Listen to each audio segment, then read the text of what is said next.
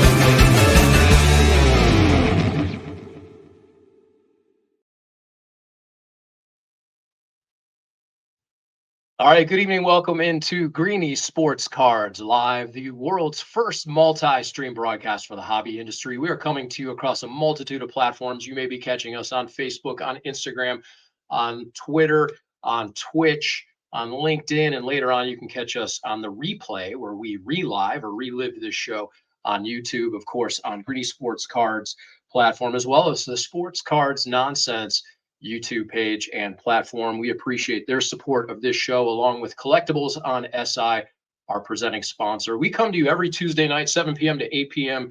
here on Greeny Sports Cards Live. We bring you hobby news. We bring you interesting interviews and guests and influencers and show producers, and there is no shortage of that this evening. We have a jam-packed show for you, including a legend, an absolute legend of the hobby industry, and we can't wait to talk to him. So let's go ahead and give you the rundown here of how we're going to set this show. We go for an hour. Maybe you want to check in for a little bit. Maybe you want to pop back out. We do capture some of the reels on this show. We don't expect all of you to sit through this hour, but we try and do our best to bring you some interesting stories and content every week here on Greeny Sports Cards Live. So we appreciate you joining us. You can comment, you can interact with the show. Make sure you drop your comments or questions in the platform from which you are watching, and then you can interact with us, and we'll be sure to check in with you. So thanks for joining us this evening. Let's get into the rundown.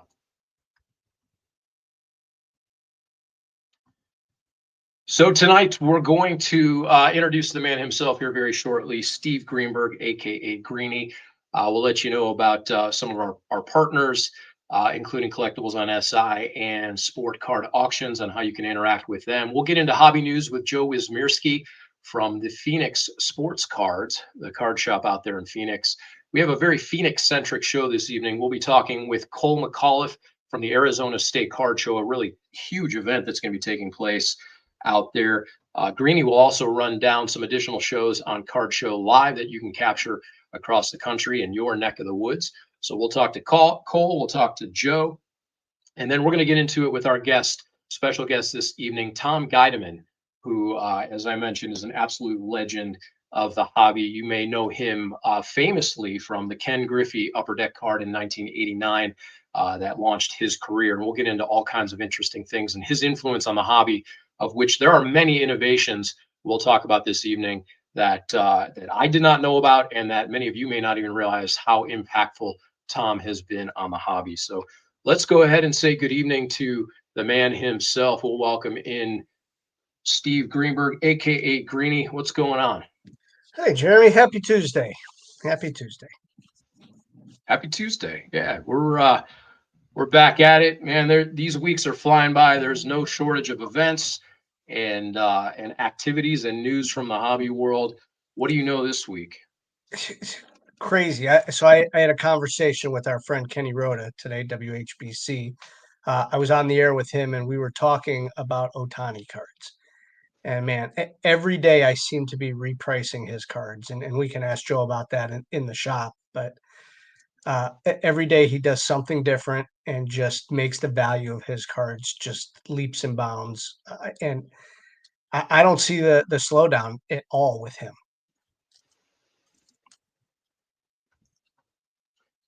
Yeah, we're seeing it all-time performances night after night. So no doubt it will have an impact on his value and his cards. Um, Very cool stuff there. Want to tell everybody, Greeny, first and foremost, about sport card auctions. You've used them. I've got some copy here to tell people about sport card auctions, but speak from the heart. You use them, you trust them, I do. and they're a great partner of ours. I do. I've known Dave for probably 20 years, maybe even longer than that. And since he started this consignment, I've been a customer and I've been a consigner. I give them cards to sell. I also use their platform to buy cards. They run everything on eBay. Their website is top of the line. As soon as you send them the cards, they get, you know, state of the art pictures. They get listed, and you can follow along in real time on their website, or you can just, follow their eBay auctions as well. And, when those cards get paid for, that money gets direct deposited right into your account. Can't ask for anything more smooth than that. You said it. They've got professional authentication services, grading and auction services. You just ship their cards, your cards to them, and sport card auctions. Their team will handle everything from the photography to the listing to the grading and the shipping. They've got 15 years of experience, a 99% customer satisfaction rating. So get going today and consign your cards with Sport Card Auctions. I do. A lot to get to this evening, lots of shows. We're going to talk to Cole coming up here from Arizona State Card Show. But I learned a lot about our very special guest this evening. You care to hear about today I learned? I'd love to hear it. So the word legend gets thrown around probably more than it's deserved or should, but I think we have an opportunity to speak with an absolute legend of the hobby industry. Greeny, today I learned, of course, we knew and had been talking about Tom Guideman's impact through Upper Deck and the creation of the 1989 Ken Griffey rookie card, and we'll certainly get into all of that. But as I learned about Ken and dug into it a little bit, he has probably touched everybody in the entire hobby industry in one form or another. He was at the cutting edge, literally, pun intended, and not. The first to have die cut cards as a part of the set. He innovated that. He innovated the foil packs that we all know so commonly well today. And if you're collecting Pokemon or any of those other in-store packs with foil on it, Tom innovated that. Upper Deck was the first to launch those tamper foil packs in 1989. He was the first to invent the sticker autograph. Guideman pioneered the use of autograph stickers where they get sent out to athletes and later affixed to cards. It actually streamlined production and expanded autograph access across the hobby. Say what you will, whether you like him or not. He certainly exposed a ton of people to autographs that they might not have otherwise. And then the draft pick products with Sage, and we'll talk to him about Sage cards. He created a new lane for collectors by spotlighting college athletes and draft prospects, and really kind of got into that territory before anybody else. And now it's common ground with NIL and your rated rookies and getting out ahead of it. So today I learned, Greeny, a whole lot about our guest Tom Guideman and his impact on the hobby, which continues to until today. Yeah, no question. I've seen a lot of things about him, not since we talked to him to come on the show, but even beforehand. I mean, being in this industry and knowing the Upper Deck and knowing the Sage products, and even he was at Scoreboard and Classic, so he is pretty much seen it all when it comes to this industry. So that will be very fun when we talk to him a little bit later. Very cool. We want to thank our presenting sponsor as we segue into hobby news. If you want to master the world of sports card collecting, hobby education from Collectibles on SI is your go-to resource. Make sure you head over there to Collectibles on SI. You go to si.com/collectibles. They are part of the Sports Illustrated family, part of our family here. Danny Black and his team do a tremendous job. They've got breaking news, breaking stories, really interesting content and he gets to spend some time every week with our next guest and our resident hobby expert, Joe Izmirski. We'll go ahead and say good evening to Joe, all the way out in Phoenix, Arizona. Hi, What is Joe. happening, gentlemen? I hope you're keeping a seat warm for me next week. I don't have to. There's not a cloud in the sky. Sun's gorgeous. Perfect. It's warm for you already, Steve. I can't wait. I can't wait to be there. Steve, we are now approximately, a couple of days from now would be a week. So about, I'll say 5 days from the release of Topps basketball. Yeah. Any ripple effects in the greater Cleveland area? I know out here we still have people, coming through the doors, buying the product. Three different SKUs that we have. Like, I mean, I've seen it online everywhere. I mean, there is no shortage of that product, and people are ripping it.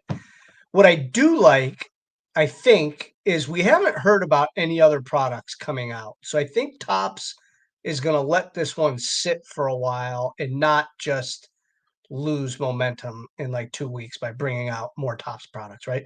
I think they're going to let this one sit for a little bit. which is great, and as a hobby shop, we'll allow that to happen and allow us to catch our breath, because there is still no shortage of SKUs that are being released. We have the holiday tins for baseball, the little holiday bulbs, and we also have the holiday advent calendars, and then the mega boxes come out And tomorrow. there's cards inside those. Yeah, each day you open it for whatever holiday you celebrate, or if you just want to collect and you like the holiday theme, they have that. And then the little bulbs here have 50, what does it say, 59 total cards in there. So you're getting your candy cane parallels, stuff that I know you're looking forward to. Yeah. So what have you noticed? Are people still coming in and begging for Cooper Flag, who's averaging 2.5 points a game? I don't know I what he's think averaging, but honestly, I there hasn't been as much begging for Cooper Flag as there has been just Topps released basketball, and they just want it all. Topps did a great job. Topps, they provided a lot of the hobby shops with a lot of marketing material, from breaking mats to basketballs to hoops to posters. So there's been a lot of hype around that, and a lot of the shops in the area have done a good job advertising that they do have the product. All the big box stores have the retail, so a lot of people have had the ability to get that product into their hands. And honestly, I know there's, in our culture now with the hobby, everyone's searching for a case hit. The case hits that they have are not like as frequent as in the past, or what you may have seen in some Panini products. It's like one in multiple cases. And they do show the odds. We're looking like thousands of packs. So it's pretty cool. Like, when you hit a big card, it's a genuine big card. I've seen some of these ones that look like they have number ones on them, and people are speculating that they're 101. Like, they're doing a lot of different things, right? So they did this with baseball, and it says first card, and it's stamped on there, and then underneath it says 1 of 1. So essentially it is the first card that came off of the line, like Okay. off of the press. So yeah, it's nothing new that they've done. They have done it in baseball in the past, but just some of the other things that they're trying to bleed over into basketball that's come from baseball, like the home field advantage. They now have the home court advantage. You do see some blurred lines between when Donruss had the basketball license, they had the Marvels, and now you have a comic hit. You also have the All Kings insert, which they also offered in baseball too. So baseball isn't essentially driven as much on a case hit basis as basketball and football. So you're seeing these things that they're familiar with, but now they're seeing it attached to a basketball product. Honestly, Steve, the thing that people are just asking for over and over again is Wemby. Like, very rarely are we able to see two generational talents play at the same time in different sports. And right now we're getting to see that with Victor Wembanyama and then Shohei Ohtani in baseball. It's just, you see two absolute freaks of nature in their sport, and they're playing at the highest level. Wemby is basically a walking double-double on the verge of a triple-double every night, and Ohtani can do it all. Like, right now, there is no baseball player in my life of 41 years old that I've ever seen do what he's done. So this begs the question: when does Topps make the dual MLB logo, NBA logo patch of Wemby and Ohtani? Because they're going to. Steve, it might be time for you to maybe invest in a game used jersey of both and to make an art card potentially of both of those logos. You'll see crossover stuff for sure. But I don't know. A lot of the stuff you kind of see them stay in their lane. Unfortunately, Yeah, my well, fear is if you see a product like that, it might come with a Topps Now logo at the top. maybe. But Topps is going to do something like that. Eventually, for sure. Yeah. As we continue to wind down the license with football for Panini, they do have the release of Absolute Football, I which like does that carry product. Yeah. another good case hit, the Yeah. Kaboom that Yeah. everyone knows and loves. These Kabooms, they also have explosives in there, and another opportunity to kind of stretch and um, make another case hit if they would. So you have that coming out. The other thing that's really cool, and I'd love to get your take on this too, Steve, is now Bowman Chrome University football releases this week. Now, this is the opportunity to get a first Bowman Sure. for football players, but we're also in a day and age where this person might have their first Bowman with a team and then next year transfer to another. Does that hurt the value of this card? I don't know how to answer that, right? I mean, because they're going to have then rookie cards. So I'm not even sure what these are still prospect cards, right? In the Bowman Chrome family. So Absolutely. no, I mean, sure, it'll say first Bowman on there, and if that's what people like, and this guy's in an LSU uniform this year, and next year he's in an Ohio State, it's whatever. Well, that's Garrett Nussmeier. He's definitely gonna be drafted, Steve. So this will be Well, no, one of those I types of cards that, and a product that now you'll have the ability to get a player that you maybe follow and have licensed autos, licensed cards from college all the way to their professional career. So this does open up some different doors for collectors if they're one of those collectors that really need to have the licensed product.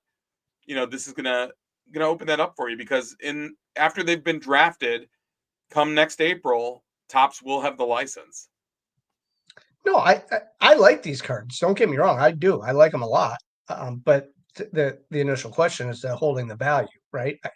I don't know the answer to that. I mean, I don't know that a lot of prospect cards really. I mean, find your Ronald Acuna's and your guys like that, but I still think people like the true rookie card in there. We talked about this a little bit on Cut the Nonsense, Steve, was that I personally believe that collegiate sports, specifically college football, has a bigger fan base and following than the NFL. Okay, and I Of think course it that, does. But does that but relate into the money? I don't think they've been introduced or had an opportunity to be collectors in the space. And now having a product like this, Sure. I think more and more is going to engage that to want them to follow their top player from their college team all the way through. And I wouldn't be shocked to start seeing these at bookstores sold on college campuses going forward, and even having little pop-ups like the Topps truck, having that kind of stuff out there. The products, it's awesome. And as someone who's also in that NIL and collegiate space, Steve, there's a market for it at all levels. Absolutely. There absolutely is. And you are right. There are way more fans of the colleges than there are the pro teams. I mean, and that's why I mean, I don't know that NFL teams can fill 100,000 stadiums. I don't know that, but we know that they do every single week on college campuses. And Steve, I'm going to tell you right now, look forward to or try to get in early because I believe in the next 2 years, flag football will become an NCAA sport. This is going to be one of the most exciting and fast-paced things that you'll be able to see that will come out on TV. It will have a huge following, and this is from a dad of a girls flag football team. It's super exciting. They play the length of the field. They play 7-on-7. They play within the numbers. They kick extra points. They kick field goals. And it's really interesting because the pace of the game allows for a lot of excitement, because the only way you get first downs are at the 20-yard line, 40-yard line, the other 40, and the 20-yard line. That's it. So even if you pick a ball off on the 38-yard line, it's 1st and 2 to get a first down. Like, it's really interesting how they do the sport. It's super exciting. And I can foresee trading cards in this space, because these women that play this sport, they're electrifying. And honestly, I spoke with a dad last night, and I said, what other sport would they be doing right now if flag wasn't an opportunity? Like, it's so crazy how dynamic some of these gals are. Even Ray at the shop last night after the Suns game, they had girls flag football, Arizona Interscholastic Athletics had a game of the week that was on there. And it was on TV. Like, I mean, Hamilton High School hasn't lost in almost 3 years. Like, it's a big school. So that's my little plug. Joe, we've said a couple times here, we believe that the best wide receiver in Cleveland, Ohio, is actually a women's flag football player, Izzy Geraci, who is on the national team, and it is a major sport and growing. So, Joe, we appreciate you joining us as always. Tell the people where they can find you in person and online. Hey, you can find me at Phoenix Sports Cards, which is at 59th and Thunderbird in Glendale, Arizona. We're here Tuesday through Sunday. Check us out. And then at PHX Sports Cards online on Instagram. Or you can see me every Wednesday on Cut the Nonsense on the Sports Cards Nonsense Network. Otherwise, I'm here on Greeny Sports Cards Live. And we're going to do this plans together. for Greeny when he comes out to see you?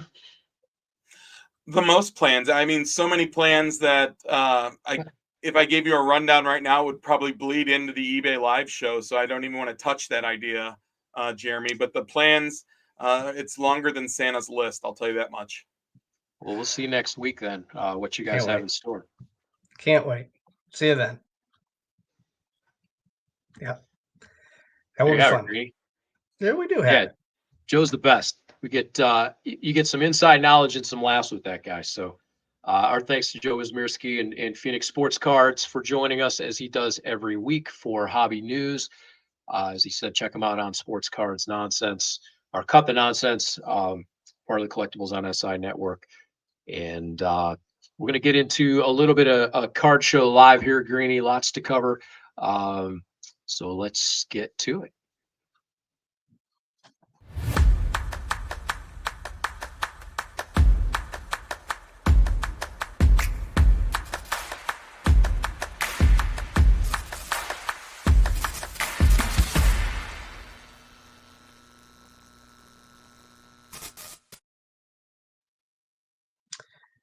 Yeah, well, welcome into the newest episode, the Halloween episode edition of Card Show Live. Where again, Jeremy, no shortage of shows coming up on the heels of our Pokemon show, which, if you've seen the video that our guys Drew and Justin at Flag Productions put out, there was an awful lot of people coming to the show last Saturday in Broadview Heights, and I bought a Pokemon card. Jeremy, I did. I bought a Charizard. He is like the Mickey Mantle of Pokemon, if you want to put it in any equation. That is the main character, the one that everybody invests in, and I decided to buy one. So I now have one Charizard in my collection, and I got that from our friends at Gibby's. So, as they say, Greeny, Charizard will not be getting a DUI, or he won't be out late at night, perhaps like Mantle, but we'll see. Yeah, he's not going to dislocate his ankle. He's not going to have surgery, and he will be in next week's game. So that's why we went with a Charizard. But moving on to this week, we have another show. That is the Kirtland show, where, Jeremy, as you know, everybody knows your name. That is Saturday, November 1st at the Kirtland Senior Center. This is our family-friendly show, 40 tables, and just what a relaxed atmosphere. People come, they hang out, free admission. We have Stan cooking hot dogs there.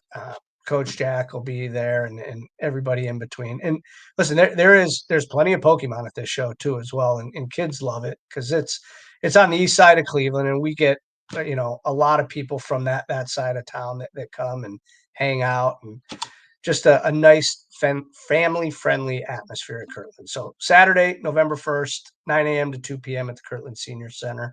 We'll see you at that show. And taking you around the country, Jeremy. If you've never been to Fargo, North Dakota, this is your chance.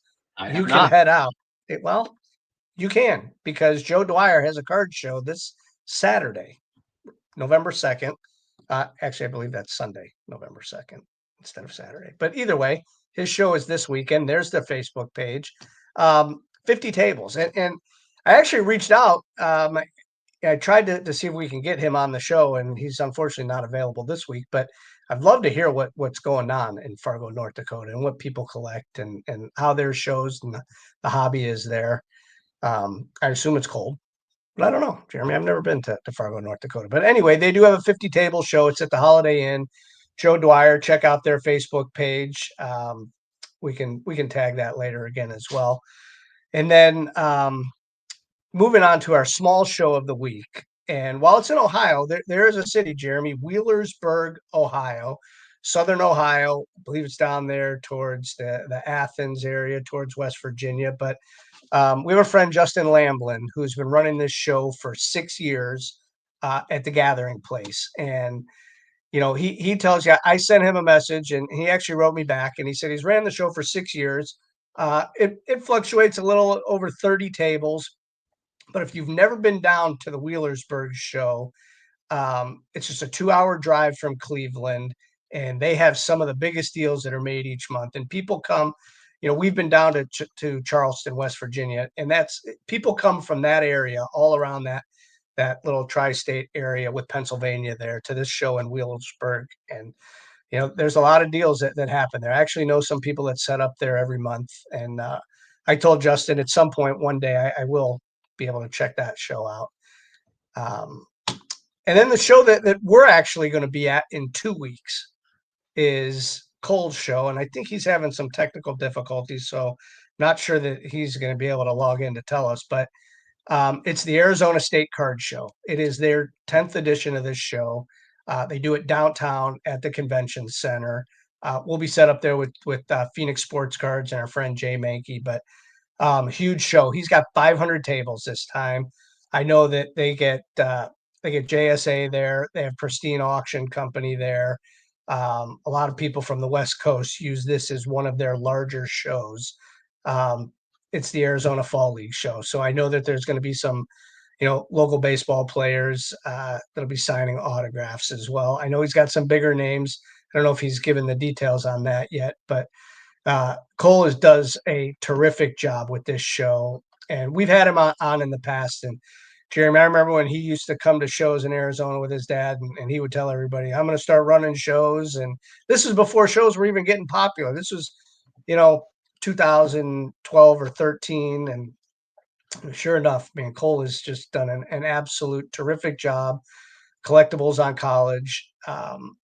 We can share this too later. He actually put out a hype video, not for this show, but for his show in March, which will be the spring training edition, and that will be at the Diamondback Stadium. So really cool things happening in Arizona. And I'm going to fly out there next week, hang out in Phoenix, and check out that show and sit there with the Phoenix Sports Cards guys, and obviously walk around and buy and sell. I'll bring some stuff. So check out Arizona cool. State Card I Show. meant to ask you if Cole was behind the spring training show there. That's going to be an awesome event at a baseball stadium, a card show. So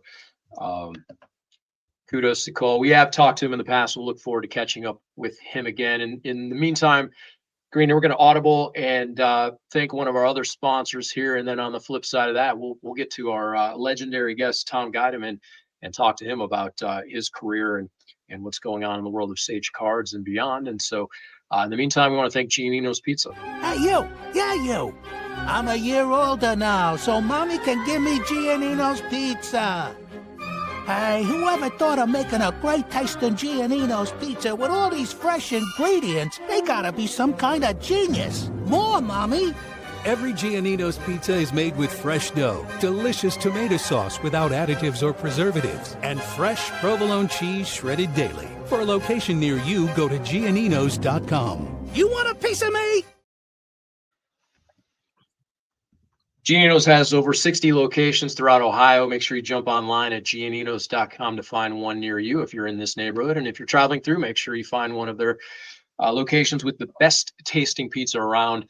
They do everything else, chicken and JoJo fries and sub sandwiches, all kinds of stuff, salads, great dressing. So Greeny, our thanks to Giannino Pizza for supporting us at the local level here in Cleveland, Ohio. You ready to talk to? Yeah, I was gonna say I have Giannino's every day. Maybe not pizza, but I use their salad dressing every single night on my salad. So Every Giannino's single Italian day. dressing. Yeah, I do. Yeah, well, it's good. You don't get I sick like of it. So we Yep. appreciate their support here. We're going to introduce our guest here and bring him on very, very shortly. Tom Guideman. He is the visionary behind one of the most iconic baseball cards in the history of baseball cards, the 1989 Upper Deck Ken Griffey Jr. rookie card. He is the founder of Sage Cards, a pioneering brand in draft pick collectibles and beyond. We told you earlier in the show what an innovator he is. He has probably touched every one of you in the collectibles hobby in some form or fashion, between the die cut cards, between the foil packs that he innovated, between the on-card sticker that exposed generations of people to autographs and collectibles they might not have had otherwise. It's really our distinct honor and pleasure to welcome and get to talk to this evening, Tom Guideman. Thank you for having me.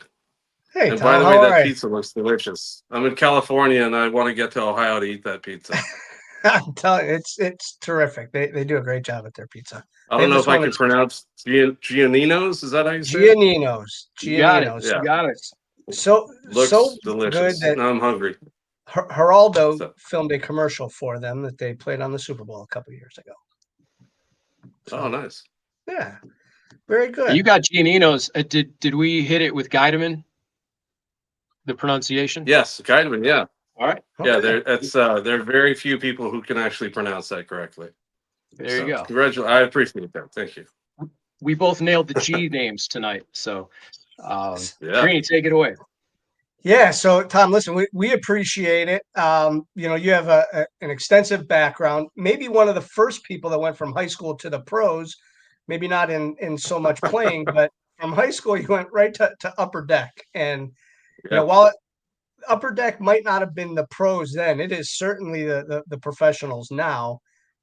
Take us back to that. When you're in high school, you loved to prospect. You loved baseball prospecting, and somehow got hired into this new card company that somehow made it.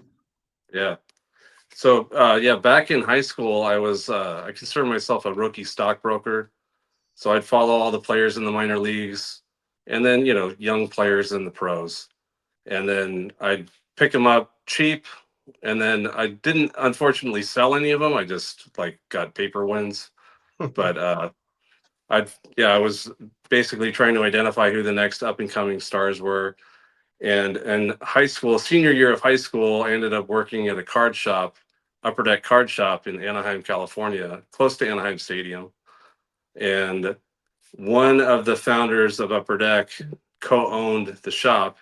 And then another founder of Upper Deck Card Company had a background in color separations, which is basically Photoshop now. But back in the day, like the old computers took up a whole room. This was $1 million machine that now you can do it probably on your watch. But back then it was this $1 million machine that would go in and color correct everything. And it made everything pristine and beautiful. So they started talking and then decided to come up with Upper Deck. The card company kept the name, and they hired me as the first ever employee. So I turned 18 in May of '88, and I got hired in June of '88 officially. And then That's I was about to unbelievable. go. I was about to go to college. My parents had got me a Macintosh computer, and that was Upper Deck's first computer. I brought it in, typed up the business plans for them, and yeah, it was Yeah. crazy. Really So amazing. What inspired you? You saw something in Ken Griffey, who I believe was likely in Double A ball the year before, and might not have had a shot at the pros that following year. You obviously saw something in him. This is a bit of a two-part question. What did you see in a young Ken Griffey Jr. at that time? And then what was the moment when you realized he had become a cultural icon and you encapsulated him on that card, that first card for Upper Deck? So I give credit back to the 85 Topps Mark McGwire card, because the USA card where he wasn't in the major leagues, obviously, in 85, but then when he hit in 88, 87, that card became the card to go get. And so what I thought was going to happen, because Griffey only played, he was in California League. So he got drafted in 87, first overall, played in like rookie ball in Bellingham. And then in 88, he went to the Cal League, played for the San Bernardino Spirit. They promoted him up, mid-season type thing, played 17 games at Double A, and then got hurt. So there's pretty much no way a 19-year-old kid with only 17 games of Double A is going to make it to the major leagues the next year. Well, to start the season. So what I figured was going to happen was he was going to make the major leagues as a cup of coffee in 89, not to start the season. I figured he'd start Double A, go to Triple A maybe, and then come up later in the year. And I figured at that point he was going to be the guy because he had all kinds of talent. He could hit. He's like a genuine five-star talent. And then part of the other thing is that, like, he grew up as a kid with a Cincinnati, the Big Red Machine. And so there's just something about that too that I factored in. Like, he's not going to be in awe of Nolan Ryan or any of these guys because he's seen them. He sees them as human beings more than, like, if I was facing Nolan Ryan, I'd be like, oh my God, it's Nolan Ryan. Like, that'd be a complete awe of the player, and it would just throw me off. Even if I had that, which I don't have that talent, but if I did have the talent, it would throw me off and I wouldn't be on my game. So I factored that in there too. And then, of course, opportunity, because the Mariners were awful. So as soon as he was ready, he was coming up. So it's not like he was, with the Yankees or something like that. And then they got to figure, when do they bring him up? And then does he push somebody out? And if he struggles, do they send him down, or do they, like, you're in Seattle, nobody's watching, like, nationally, nobody's watching. There's no, like, pressure. So You can yeah, kind of just play and then do well, and then catch the world by fire. So he was going to be in that set no matter what. How did he become card number one? So the funny thing is that the original draft of the set that I had was number one draft picks. So that's the goal. We wanted to get the guys who were just drafted that year. And then I think Alex Fernandez was drafted that year, and then he didn't sign.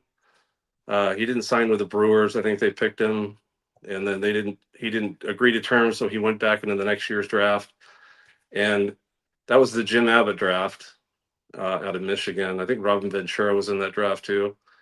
So there was, like, some guys that were pretty good, but they don't all hit. The chances of a first round baseball player making it are not like football or basketball or anything like that. So we found out pretty early in the process that wasn't possible. So we created a star rookie subset, and then my name for it was Hot Prospects, but I was 18, so what do you? So they ended up liking Star Rookies. It was like Rookie Star Rookies. So Star Rookie is the name that made it. And then, so I had identified those as the top 26 cards in the set. So basically representing one per team. And then the 27th card was the checklist card. And the funny thing is that Form 1, which had cards 1 to 100, because I'd laid it out that way, was the last sheet that we turned over. And 27 from this is back working at the card shop days, we'd have team sets in a snap case. So like the Yankees or the Angels.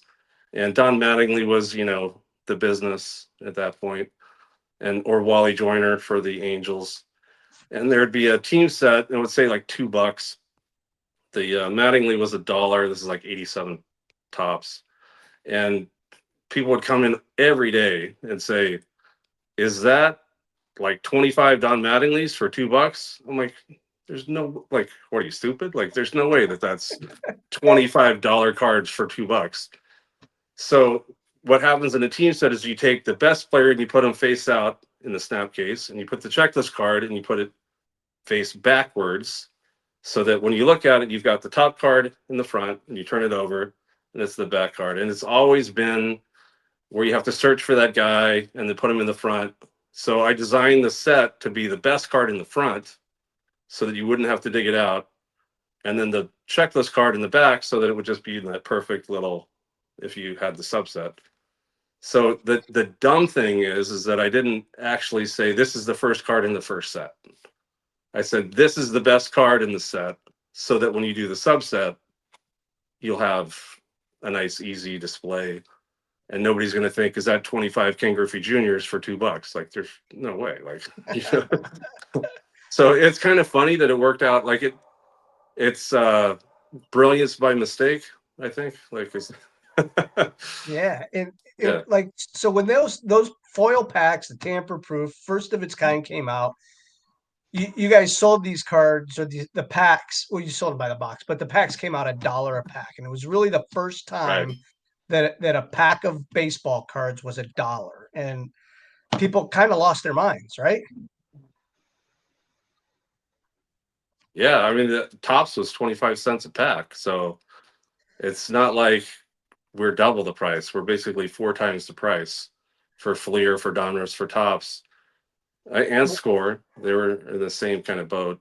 What were those So yeah, discussions people were like? losing their minds. Yeah, when you guys were bringing that to market, what were those discussions like? Of, hey, we're going to charge this wholesale, to the wholesalers out there, and they're going to SRP them Yeah. for $1 a pack, $36 a box, 35, whatever it was. What were those discussions like when you guys were like going to wholesale these out? So the 87 Fleer, if you guys remember, 87 Fleer was, the business. In 87, that was the card set. So when and it's 84 Donruss, and there's every year has a different company that was like the card. So 87 Fleer was never selling at 25 cents a pack. Like originally, or if you went to like a Circle K or 7-Eleven or something like that, they'd be 25 cents, and then some guy would come in and buy them all, sell them for 50 cents, $1 a pack, and higher. So it wasn't kind of in the secondary market, it wasn't unprecedented for a brand new product to be kind of at that price point. And the quality was there. There's photos on the front and back, the hologram, and other things too. The tamper evident pack, the foil pack. So there were other things that we figured would bring the value in that made it okay. But it was really like the 87 Fleers that kind of proved the way, even though it was a 25-cent pack originally. So that was kind of the groundwork. Talked about the foil packs, of course, the Griffey card, the iconic card. We touched on the sticker autographs a little bit. Talk a little bit about the die cut. What inspired you to want to create a different shape or to think about it in a different way? What was it, that inspiration that allowed you to think about cards differently that way? So we did 93 SP, and we were going to compete with Leaf and Stadium Club and that type of stuff. So we wanted an elevated product. Our design staff at Upper Deck was kind of overwhelmed, so we outsourced to a company to come up with a design for the product. Gave them, I created an outline of what we were looking for as far as the quality and that type of stuff. So they had some direction to go on. And when they designed it, they had this white little like thing at the top, if you remember it. It's kind of up on the top and then goes up and around. And I was looking at that, and we were trying to get the idea was we'd get the photos to go underneath that bar. And I said at the time, I'm like, why don't we just cut it? Like, because it was following that design, and I just looked at the design and I'm like, well, why don't we just cut it? And so they're like, yeah, why not? And then we did rarities on that, and so it was this just regular design on a 2.5 by 3.5, and I just saw something in that we could take to the next level. And really, it did. It changed baseball cards, and then it created a whole nother insert or parallel that, I mean, we're using those today. I mean, there's die cuts in every product now. Yeah. Yeah. And then autographs and packs, that was 90 to find the Reggie. So I was responsible for that. There he is. I found him. Yeah, there you did find him. Yeah, and so for 20, there's 2,500 of those, I believe, that were autographed, and yet they were still so hard to get out of the packs, right? Yeah. Like, Well, there are a lot of packs made. So, well, right. Yeah, but it's still like people still search for them today. I think I have 3 cases in our store of Find the Hanks, and oh, yeah. every once in a while we put boxes out, and people will open the packs and they're trying to find those. I mean, those are original chase cards. Yeah. Yeah. That was pretty much the original, the 90 Find the Reggie. Yeah. And yeah, a little known fact that you'll never find card 1, card 44, card 563. That's how many home runs he had. 500, 44 9, because he was 9 with the A's originally. They were never inserted into the packs. Okay. So they were held out for Reggie. So he got those. That was like part of the deal. So until he puts those on the market, those are in his possession. Yes. And then when it was Hank Aaron and Ted Williams, and it's the same thing. Those numbers never existed in the pack. Interesting. Nolan Ryan and yeah. Bench and Morgan. Yeah, that see, now that's the cool. I mean, that has both players on there, Bench and Morgan. And then when you came and you left Upper Deck, you went to the other companies, went Classic Scoreboard, then Sage you created.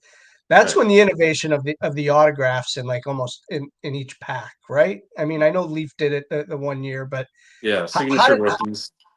yeah. How did you come up right with that? And what was kind of the signature move in that? Well, the funny thing is that so I'm at Scoreboard and they're going out of business, and they're bankrupt. They've declared bankruptcy. So they did 2 things. At that point, I was 25. I was director of card marketing for all the Scoreboard. So I was running like the whole trading card stuff. And they said, we want you to develop a business plan for how the trading card division looks when we emerge from bankruptcy. So I did that. And then nobody would work. There's no vendors that's going to do anything when they're not getting paid. So I just sat in my office and played free cell, solitaire, to try to beat my time and all that stuff, just showing up and working. And then I thought about, well, what's the problem we're having? So Scoreboard, we had like 3-4 warehouses, and they were filled with memorabilia and other trading cards and stuff. And Shaq had not too recently before that, when I was there at Scoreboard, they had Shaq exclusively for autographs, and he became a Laker. So as soon as Shaq became a Laker, nobody wanted anything Orlando Magic. Like that was eventually that's going to be a cool thing because it's his like original stuff. But when he's a Laker, just throw it in the garbage. Essentially, you couldn't give it away. So I was thinking, well, we have all this warehouse and all this space, and every time you buy a jersey, it's $100. Every time you buy a ball, it's like $65-$70 for like an NBA ball. And now all that inventory and all that money is just sitting there dead. So I was trying to think of a way originally to get something autographed on a secondary source and then adhere that to all the different materials so that you could have like instead of having a giant warehouse, you could put it in a safe behind your desk. And I tried it on photos. I tried it on trading cards. And Upper Deck Authenticated existed at this point. It existed when I was at Upper Deck. I left in '94. So they had already kind of instituted the autograph as authenticity for stuff. So the original idea started as trying to solve the problem with memorabilia stuff. And I put it on trading cards, and I was like, this looks really good. It looks like a foil stamp. It actually makes it more secure for the autographs, because a lot of people don't know this because of the marketing dollars that are put behind the anti-sticker movement. Because I had a patent on it, they were trying to disprove it and say it was worthless. And I didn't have any money. They had a ton of money. So they kept throwing, bad remarks. It's crappy. They don't actually touch it, whatever. So, but the other cards, when you print them, it already says it's authentic. It says it on the back of the card. It's printed that it's authentic. The president has guaranteed it. Whoever the president of whatever company, they're guaranteeing it. There's no real check. And then every once in a while, we do a deal with a player. This is with Sage. And we get stuff for press pass, or we get Upper Decks cards, and some of them are blank. Some of them are, not signed. Some of them are signed. So if you're not ethical, you could get a hold of these cards, put whatever signature you want on there, and it's already guaranteed to be authentic because the back says it's authentic. So there's no real, they're actually not at all secure as far as the authenticity of it, because they're mailed out. So the sticker process, it did a couple things. Namely is that the stickers that are autographed never met the trading cards until they were separately verified and then married. So they're actually far more secure, because this guy doesn't talk to this guy until they, have their love child of the autographed sticker card. So That's very interesting. Yeah. and it took I know that market the in half. stickers, Time to market, it cut it in half as well. So 16 weeks became 8. yeah, no, listen, the sticker auto. I mean, people go back and forth. You know that all the time. But when you hear something like that, it actually it makes you wonder, right? And now the sticker autos, maybe those are way more secure, as you stated. And but you really never know in some of these cases. And I know that there's a romanticism that was painted about, and I'm not disparaging on-card signatures because they're amazing, of course. Of course. But it's not like if you've ever been to a signing session, they're not like, like the card and kissing it and loving it and sleeping with it and stuff. Like, if anything, they touch it enough to move it, sign it, move it, and then they skid it all up. Right. We had autograph on cards that were, when they'd mail them back, especially the NASCAR guys, they didn't know anything about card conditions and stuff. So they just throw it in a box. That thing would get, it's like it went around the track, 400 times, and with not being secure, and everything's all dinged up and the corners are bad. And that's before you even put it in a pack. And then the backs are scratched because of how they get it and slide it across. And that's even if they were with an agent there, like a signing agent there, helping and verifying and stuff. They're not in gloves and they're not doing babying this stuff. They actually get more damage than the sticker autograph cards. But Tom, we can do the math to know you were an 18-year-old kid in 1989, and we're here in 2025. You've been at this a long time. You've been in the hobby a long time.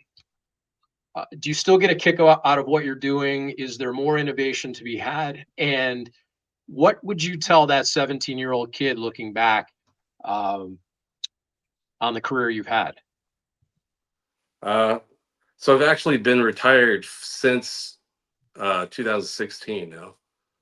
So I stepped away. One of my friends is running Sage now, Chris Stratton. So I am now playing softball twice a week during the day, and and on a Yeah. tournament team and having a blast. Oh, right behind me here. I don't know if you can see it, but that's my home run ball, and then that's the bat that hit the home run. Now it's broken, so I just made it like 3D Yeah. where it's sticking out and stuff. So that's kind of cool. Another innovation. It's cool. Yeah. So what I would have told. So the trading cards in general, like I live and breathe trading cards. There's actually a project that I was involved with that we didn't get the final licensing for. It was for BTS, the Korean K-pop band, and I was super excited about that. Like I don't know anything about K-pop. Haley does. She loves it. Haley loves it, our producer. It is a big Oh, here, I'll K-pop show fan. you. Here's the tour of the. So these are. Wait, where are we? There's some of the Oh yeah, they're the prototypes, Haley. prototype cards of the K-pop band. Yeah. So I was super excited about that because of the demographics of the collectors. It's what my current passion would be taking trading cards into the digital format, and we were creating a way that it would be, because trading cards are a tangible thing. Like they don't always have to be. Like I've got over 1 million cards, so I've got what 70 on display. Like Yeah. I can't put them all on display. But if they existed in the digital format with the ability to print the 70 that I want, or the 150 I want, or whatever, then it creates less storage. It creates, like, it's pretty exciting if you think about it that way. The problem with trading cards doing that is that collectors are like me and you guys, like we're all old white guys, like who don't know how to use a smartphone. Like, I'm just kidding. But Yeah. So I was really excited about the K-pop stuff because they're more tech savvy, and it's something that I think we could have evolved all of trading cards into like a new realm, which was super exciting. But we didn't get licensing, and then everybody went to the military, and the BTS guys went to the military, and that kind of died off. But that there's was something with the K-pop. There is something with the K-pop, though. I mean, we were talking about it a few weeks back, and I mean that is taken off to where somebody is going to make trading cards for that. Oh, the BTS army is crazy nice. Like they're so into it. I have. There we go. Yeah. I have Stray Kids cards. Yeah. Yeah. Perfect. Yeah. See, that's the thing. It would have been like it's right for it. It's perfect for it. And I was super excited about doing that. That was after I had retired from Sage stuff. But I do want to ask one question about Sage, but before we let you go, because there's a, maybe it's an infamous story that you have all these sticker autos and you send out and you try to contract all these, but there was some 6th round draft pick who you did not get. 100%. Yeah. So so there's this little fella, you might have heard him, Tom Brady. Tom Brady, I think is how you pronounce it. Yeah. Whatever happened to that guy? Yeah, I don't know. I think he's not even doing anything anymore now. He's not he's just a guy. But he was coming out of Michigan, and then if those like Drew Henson, I don't know if you guys remember. You're of course Ohioans, Drew Henson. We do. Yeah. So he was Michigan's starting quarterback. I believe his dad worked for CAA too, the like super mega big talent agency and sports agent. And he was drafted by the Yankees in the first round. I think he was originally traded for Griffey, if I remember correctly. He was in that trade, and they were like, no, like I'm never going to play for the Mariners, because I think he was with the Reds at that point.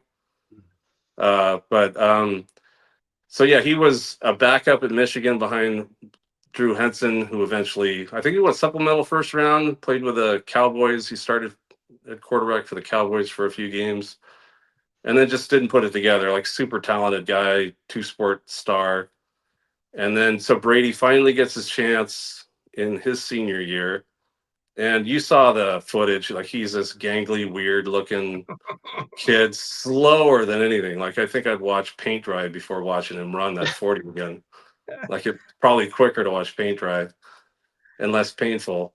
So he came out and he was graded everywhere as a late round pick. And so a late round pick is essentially a filler in the set. And so we contacted his agent. We trying to sign him. And we offered him 50 cents an autograph. It's just like a filler. So granted, the other thing too is that this is their first marketing deal when they turn pro. They've been, if they're not like, not following the rules, this is their first professional money. Sure. Yeah, their first signature deals and stuff like that. So we went after him for 50 cents an autograph, and his agent said, we want $1 an autograph. And I was like, nah, we'll pass.